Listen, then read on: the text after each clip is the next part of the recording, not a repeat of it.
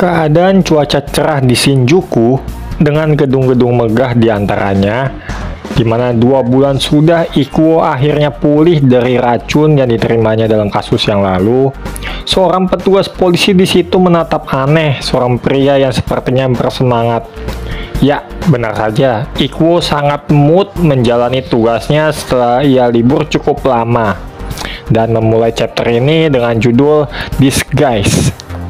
Panel berpindah ke kantor divisi 2. Ikuo cukup seujun dengan mengatakan tak ada yang menjenguknya saat ia berada di rumah sakit. Mungkin karena terlalu malu untuk bertemu dengannya. Ikuo juga sesumbar jika Hibino akan bertambah motivasinya saat Ikuo sudah bisa bekerja kembali. Saat Ikuo masuk ke dalam ruangan sambil menyaut menyapa, justru ia didobrak oleh Mishima dan seluruh teman-temannya. Karena ada sebuah kasus kriminal yang harus mereka ambil sebelum direbut oleh divisi 1. Tidak hanya itu, asumsi yang Ikuo pikirkan tentang Hibino justru malah kebalikannya. Hibino menyuruh Ikuo untuk menjaga kandang, dan ia sendiri pergi dengan seorang petugas polisi lain yang bernama Yahiro. Hari indah yang dipikirkan Ikuo menjadi pecah berkeping-keping. Pikirannya kemana-mana, apalagi pas melihat Hibino menjalankan tugas bersama orang lain. Bahkan, lamunannya membuat emak-emak warung fast food murka kepada Ikuo karena budak dipanggil-panggil nggak nyaut olehnya. Saat Ikuo berjalan pergi membawa bekal makanannya sambil ngedumel juga, ia dikagetkan dengan petugas polisi yang membawa mobil menyuruh Ikuo untuk masuk karena ada sebuah tugas penting. Kayaknya sekilas kita kenal ya. Ikuo pun tanpa basa-basi masuk ke dalam mobil polisi itu.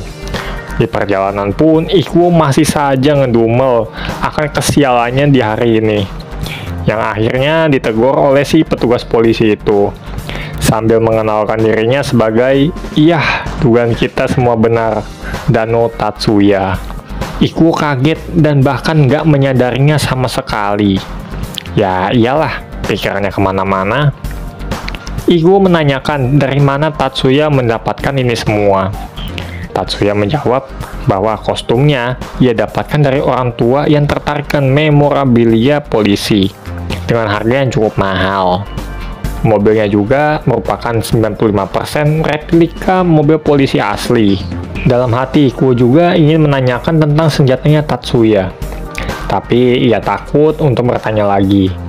Ikuo malah bertanya, buat apa penyamaran Tatsuya ini sambil memperingatinya jika Tatsuya tertangkap lagi, akan membuat Ikuo kembali muak. Tapi dibalas Tatsuya bahwa misi ini berbeda dan cukup penting, sambil Tatsuya membawa Ikuo mengingat masa lalu di Mahoroba, di mana Yuiko Sensei membuat omurice. Mahoroba sendiri merupakan tempat Tatsuya dan Ikuo dibesarkan. Semacam panti asuhan kali ya.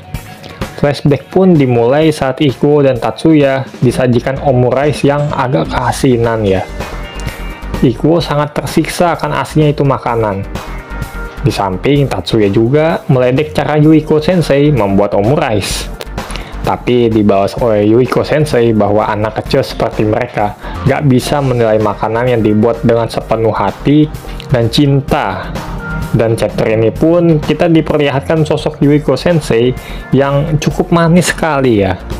Kembali ke masa sekarang, ternyata selama Ikuo berada di rumah sakit, Tatsuya menyelidiki perusahaan Haijima Corporation dari sebuah kartu nama yang diberikan Ikuo dari tunawisma yang dibunuh oleh polisi yang berpatroli dalam kasus peredaran obat terlarang di beberapa chapter dahulu. Ikuo meronta sambil bertanya apakah Tatsuya menemukan petunjuk dari situ. Nah, justru itulah mereka akan pergi ke sebuah perusahaan bernama Arcana HNB. Saat didirikan, awalnya tempat itu hanya sebuah pabrik trading kecil. Tapi dengan koneksi dari luar, pabrik itu berubah menjadi pemain serius dalam penyediaan industri makanan sehat.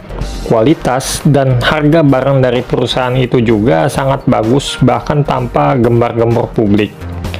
Perusahaan ini juga dapat meraup kekayaan, dan dari informasi yang didapat Tatsuya, Perusahaan ini mempunyai keterkaitan dengan perusahaan Hajima Corporation.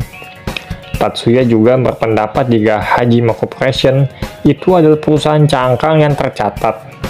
Hanya saja sangat sulit menemukan alamat jelasnya. Oleh karena itu, dengan penyamaran ini, Tatsuya berharap penyelidikannya ke pabrik Archana H&B itu dapat memberikannya petunjuk baru. Ikuo merasa Tatsuya ini sangat niat dan antusias. Tapi pandangan dia justru tertuju pada jalan dan sebuah toko yang ia agak kenali. Mereka pun sampai ke lokasi. Sebuah lokasi yang biasa saja, tetapi budget operasionalnya itu cukup mahal. Saat mereka berjalan menuju lokasi, Ikuo merasakan deja vu dengan tempat tersebut. Mereka pun sampai di TKP. Tanpa basa-basi, mereka pun masuk dan bertemu dengan resepsionis dan mengenalkan diri sebagai polisi untuk mengulik informasi. Di samping itu, ternyata kedatangan mereka sudah dipantau oleh seseorang. Nah, siapakah gerangan seseorang itu? Dan chapter ini pun selesai.